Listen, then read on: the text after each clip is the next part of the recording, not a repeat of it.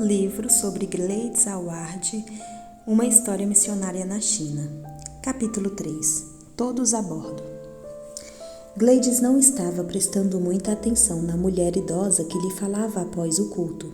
Ela estava cansada da festa em que ela trabalhara tão tarde na noite anterior.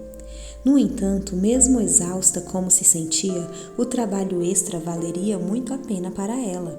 Em apenas 7 meses, ela depositara quase todo o dinheiro para a passagem até a China na agência de embarque marítimo Muller. Toda semana, um atendente que agora aguardava ansiosamente por suas visitas para pagar um pouco mais pela passagem, perguntava se ela já sabia para o lugar da China a que iria. Toda semana Gladys dizia não. Contudo, enquanto estava ali de pé, cansada, sem de fato prestar muita atenção à senhora idosa, seus ouvidos de repente se aguçaram.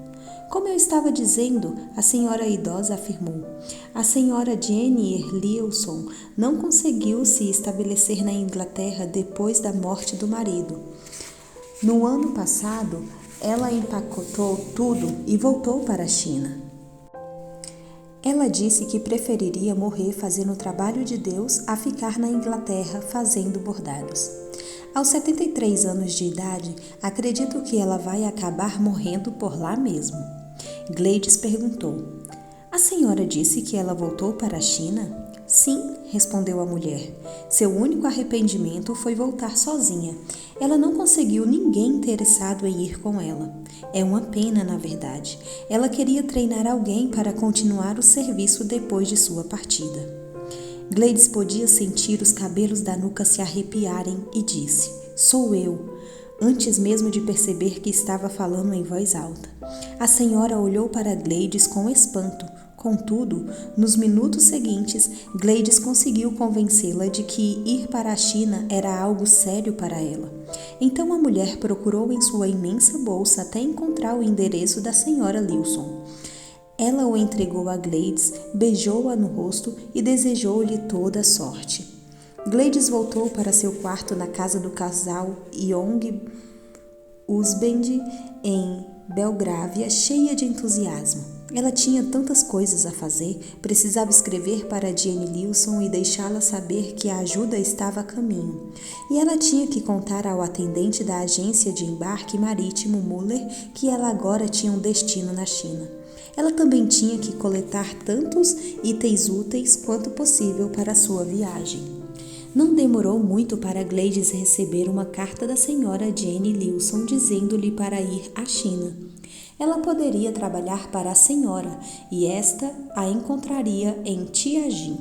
Assim, no sábado 15 de outubro de 1930, 3 meses depois de ouvir falar sobre a senhora Lilson, Gladys estava na estação ferroviária da rua Liverpool, pronta para começar sua jornada. Ela era de longe a passageira mais estranha que esperava para embarcar no trem. Usava um vestido laranja brilhante e um enorme sobretudo de pele com as mangas cortadas. O casaco era pesado demais para o outono inglês que ficava para trás.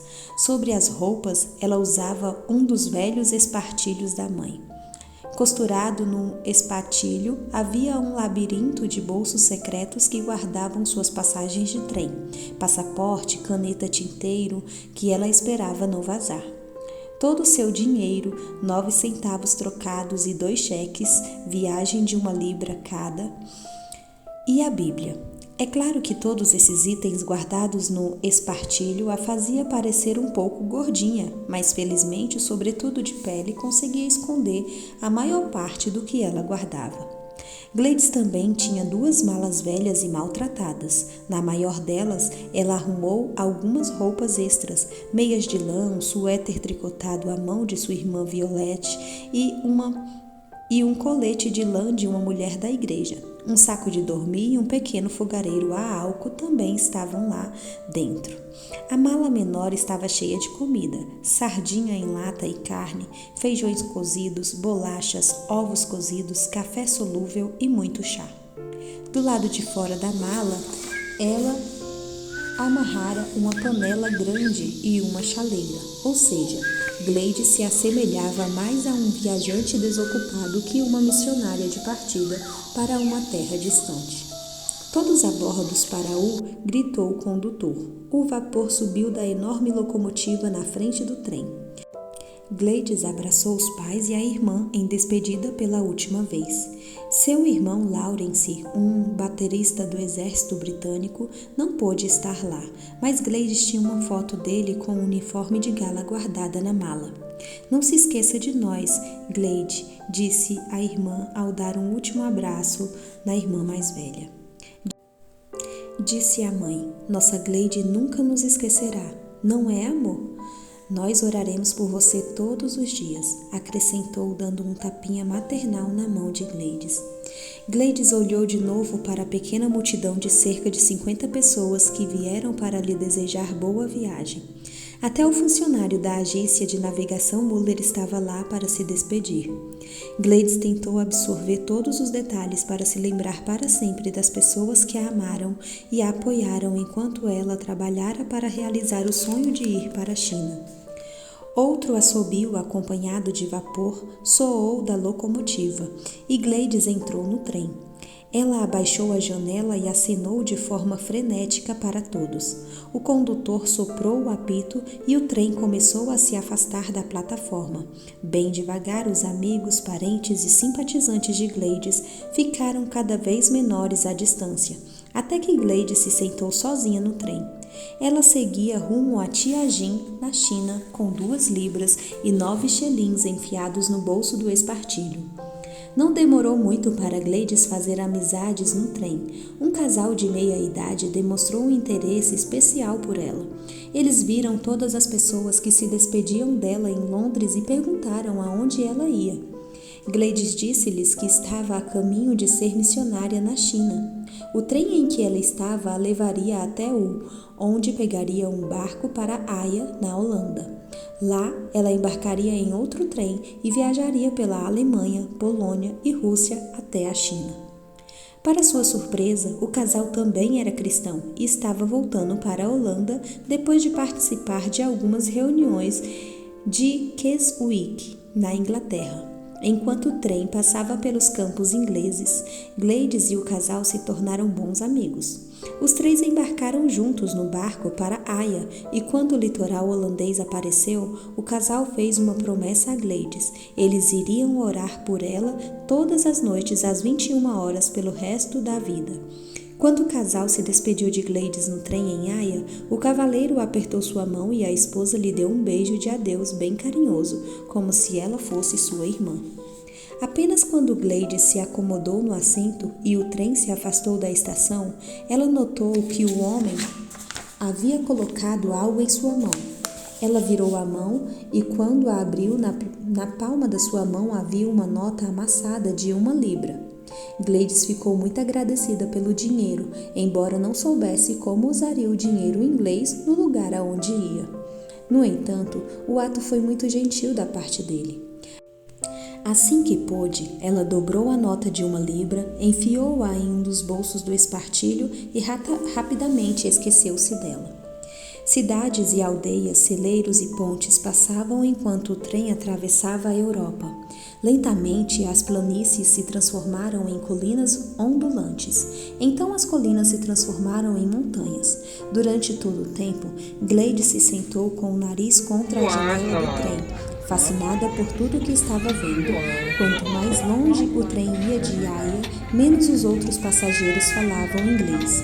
Em Berlim, na Alemanha, Gleides teve dificuldade em se fazer entender para o oficial de imigração. Mas felizmente ele reconheceu seu passaporte britânico e acenou para ela.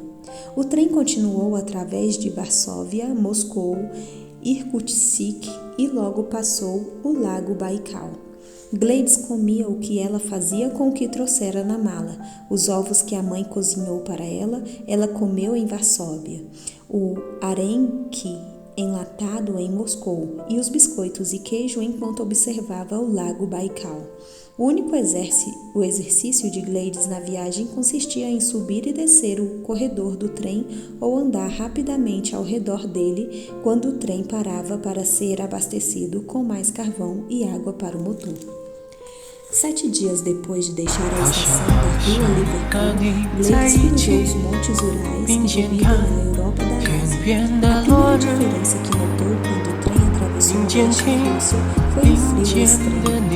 Cada vagão contava com os pequenos aquecedores a vapor para produzir o calor. Contudo, mesmo sentando-se de lado com as costas contra um dos aquecedores, Gladys sentia pouco calor, por causa do vento gelado que soprava no trem em volta das janelas. Por isso, Gladys mantinha o casaco de pele fechado firmemente à sua volta. A outra diferença que Gladys notara nessa parte da Rússia era o tipo de passageiros que subiam no trem. A cada parada, mais avós e empresários saíam do trem e mais soldados subiam. No momento em que o trem cruzou a Sibéria, Gladys era a única civil a bordo. Isso a deixou muito nervosa no começo. Os soldados russos eram barulhentos e não se barbeavam. Debaixo dos braços eles lavavam longas bisnagas de pão, dos quais partiam grandes pedaços e comiam quando ficavam com fome. Qualquer garota inglesa teria achado suas maneiras revoltantes. Eles comiam com a boca aberta e assoavam o nariz usando os dedos. Era difícil para Gladys continuar a sorrir para eles. Ela tentou pensar em Lawrence e seu irmão. Ela tirou a foto dele da bolsa e estudou-a com cuidado. Ele parecia bonito no uniforme de gala. Gladys lembrou a si mesma de que o soldado sentado a seu lado, rindo e batendo no ombro do amigo, provavelmente era irmão de alguém. Gladys ficou grata por aqueles soldados barulhentos e um pouco indisciplinados serem pelo menos educados com ela. Depois de passar pelo lago Baikal, o trem seguiu para sudeste em direção a Harbin, na China, onde Gladys teria que se transferir para um trem da Manchúria para continuar sua jornada até Tianjin. Enquanto a escuridão caía, o trem seguia em frente. Gladys foi dormir com o ombro encostado na janela congelada do vagão. Gladys acordou algum tempo depois com o condutor gritando com ela. Ela não conseguia entender uma palavra do que ele estava dizendo. É claro, no entanto, ela tinha uma ideia geral a partir de sua mímica. Ele apontou para a pequena estação onde o trem havia parado e apontava para Gladys e sua bagagem. Ele queria que Gladys pegasse sua bagagem e saísse do trem. Gladys sacudiu a cabeça e tirou as 2 malas do bagageiro acima da poltrona. Ela empilhou as malas no chão e se sentou-se sobre elas. Ela sabia que a pequena demonstração transmitiria uma mensagem clara para o condutor de que ela não desceria do trem. O condutor continuou gritando com ela por vários minutos. Contudo, Gladys acabou por pegar a passagem e apontar para o destino escrito nela, que era Tianjin, na China. Ele ergueu as mãos incrédulo. Uma vez o condutor tentou convencê-la a sair. Ela fingiu atirar com uma arma e depois apertou o peito como se estivesse ferido. Ainda assim, Gladys não se mexeu. Ela tinha uma passagem para a China e cada volta que as rodas do trem davam nos trilhos era uma volta mais próxima de seu destino. Por fim, o condutor desistiu, desgostoso com sua teimosia, e pouco depois o trem se afastou da estação de trem de Chita. O trem cruzou a noite sombria da Sibéria. Árvores se alinhavam nas laterais dos trilhos da ferrovia e se elevavam de modo ameaçador acima do trem. Gladys ficou contente por estar embrulhada no casaco quentinho do trem com suas luzes e aquecedores ligados. Ela estava feliz até mesmo pelos companheiros de viagem barulhentos. O trem estava agora completamente cheio de soldados, mas a presença deles dava coragem a Gladys enquanto passava pelo campo desolado e solitário. Já era tarde da noite quando o apito do trem soou e o motor chiou até parar. Um policial russo se levantou e gritou alguma coisa para os homens. Os soldados pegaram as mochilas e formaram uma fila do lado de fora do vagão.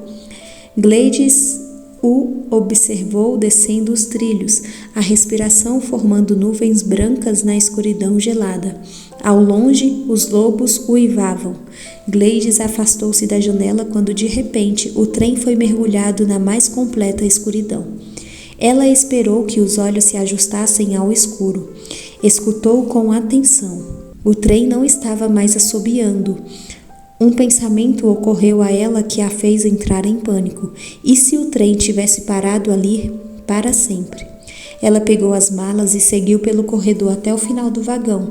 De repente, um ruído estranho encheu todo o trem. Pop, pop, pop. Gleides começou a tremer.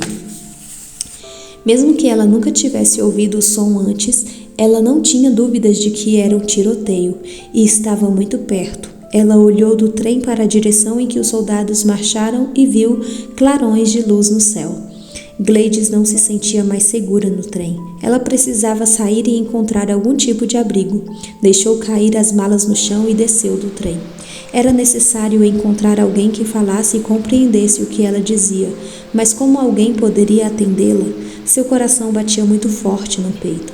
Ela olhou em volta e viu uma construção de madeira bem frágil no final de uma das plataformas da estação. Gleides empurrou de leve a porta do pequeno prédio de madeira. A porta se abriu. Não havia luzes lá dentro, no entanto, Gleides conseguiu distinguir 4 homens reunidos em volta de um pequeno fogão a lenha. Cada homem segurava uma caneca grande e Gleides sentiu o cheiro forte de café.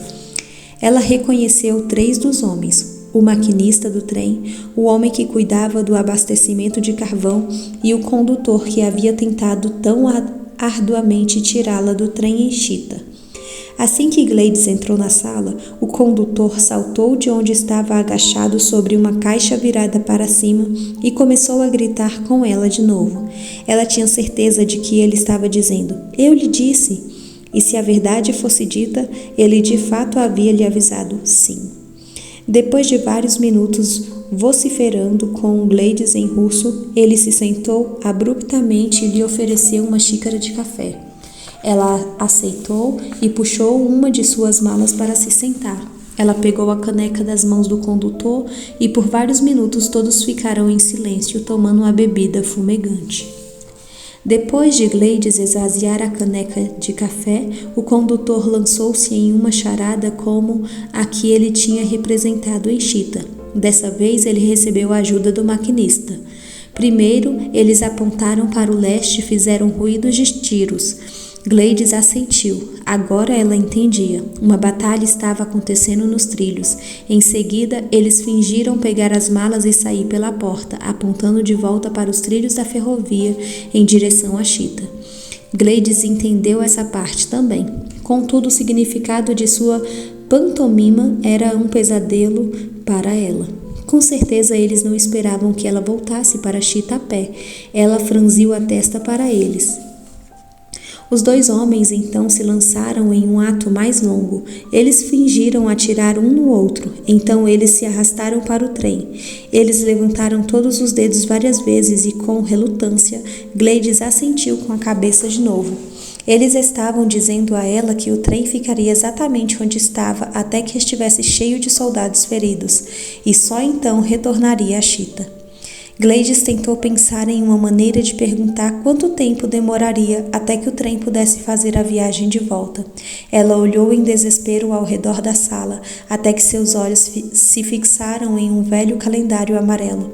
Ela começou a própria mímica. Correu para o calendário e começou a apontar para os dias, um de cada vez. Então ela olhou para os homens e encheu os olhos. O maquinista balançou a cabeça em concordância. Ele parecia ter entendido o que ela estava perguntando. Ele levantou as 2 mãos e mostrou todos os 10 dedos. Então ele encolheu os ombros e mostrou 20 dedos. Depois deu de ombros de novo e mostrou 30 dedos. Gleides teve sua resposta. O trem poderia ficar na estação por 10 ou 20 ou talvez até 30 dias. Gleides não tinha suprimentos suficientes para durar tanto tempo, e além disso, os homens não a convidaram para ficar, nem se ofereceram para partilhar os suprimentos com ela. E por que deveriam? O condutor fez todo o possível, com exceção de pegá-la e retirá-la do trem em Chita à força, para impedi-la de estar ali. Era óbvio que ela precisaria retornar para Chita. Por fim, quando ela não conseguiu mais ver nenhum outro curso de ação, Gleides pegou as 2 malas, desceu da plataforma improvisada e saiu para a terra congelada. O minúsculo prédio da estação logo desapareceu no meio da noite, enquanto ela seguia pelos trilhos cobertos de neve. Enormes pinheiros cobriam os 2 lados dos trilhos. De vez em quando, o céu atrás dela se iluminava com o clarão do fogo de um canhão. Com cada clarão, Gleide vislumbrava a silhueta do trem ao longe. Logo, porém, ela virou uma curva nos trilhos e ficou completamente sozinha.